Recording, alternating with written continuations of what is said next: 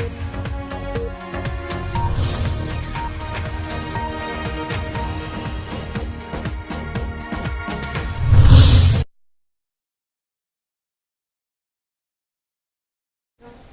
Sara Wyant, and pleased to have with me this afternoon Phillip Nelson, the president of the Illinois Farm Bureau. Phillip, welcome to Agri-Pulse.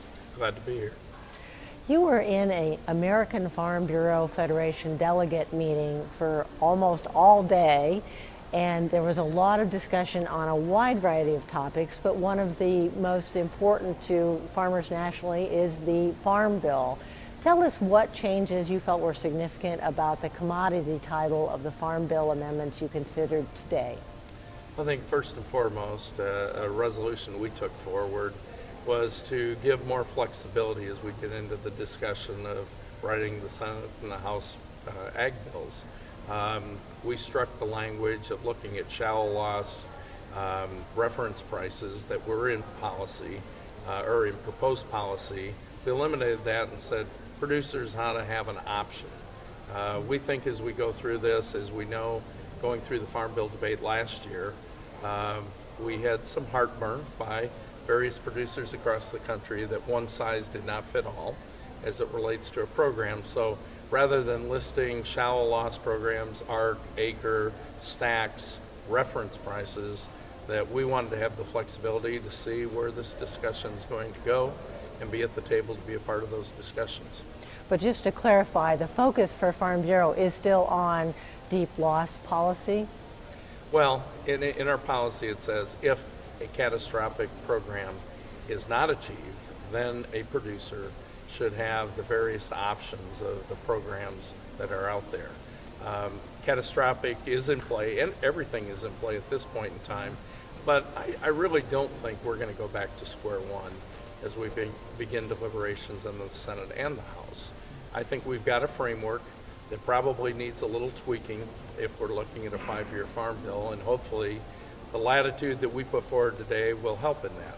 Secondly, as it relates to crop insurance, we have a big concern with some of the rhetoric about looking at premiums, the subsidy part of those, as well as the caps. If you recall, in the last round of the Farm Bill, there were some amendments on crop insurance. We're concerned about that because as producers, especially in the Midwest and even around the country, they depend on those crop insurance premium subsidized rates in order to participate and try to minimize some of the risk that they have. Another amendment that you offered had to do with patent expiration of biotech traits on plants. Tell us why you thought it was important to amend the policy. Well, 2 years ago, we started out and put the current policy in place.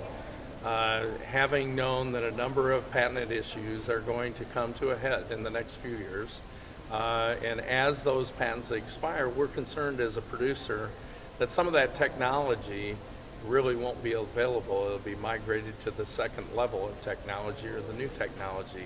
What we have said is before a particular patent goes into expiration, is there a process? And Bio right now with ASTA, the American Seed and Trade Association, is trying to broker a protocol to see if we can have mitigation or arbitration on those events to allow another company to add another event to that old technology so we just don't shelf that technology.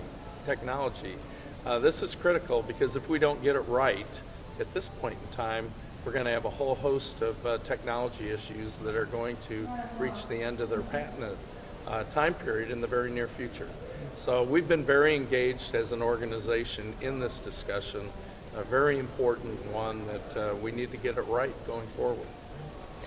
One of the other things that has been happening while you've been here in Nashville for American Farm Bureau is that it's been raining, something that we haven't had very much of throughout most of the country. But has there been enough that we are now past the big concern about the inland waterways and being able to move grain up and down the Illinois and the Mississippi rivers, or is that still going to be a big concern going into 2013?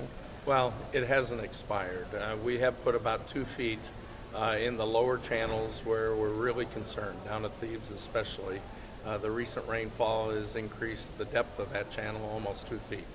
Having said that, we've dodged a bullet for the short term.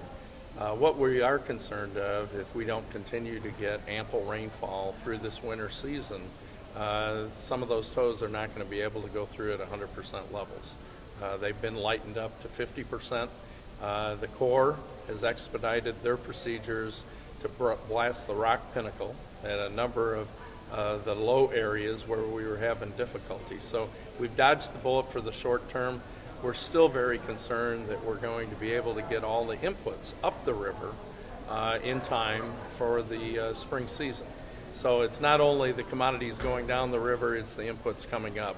And we've been working with our senator, our governor, going all the way to the president to make them aware, because this is a huge commerce issue. It impacts agriculture tremendously. A lot of coal is shipped up and down the river as well, petroleum products. So we're very engaged on this issue, and hopefully we're going to continue to get the much needed rainfall we need, not just for the river, but to replenish some of our subsoils back in the Midwest from the drought that we experienced this last year. Well, thank you, Phillip Nelson, president of the Illinois Farm Bureau. Thanks for joining us on Agri-Pulse. Thank you.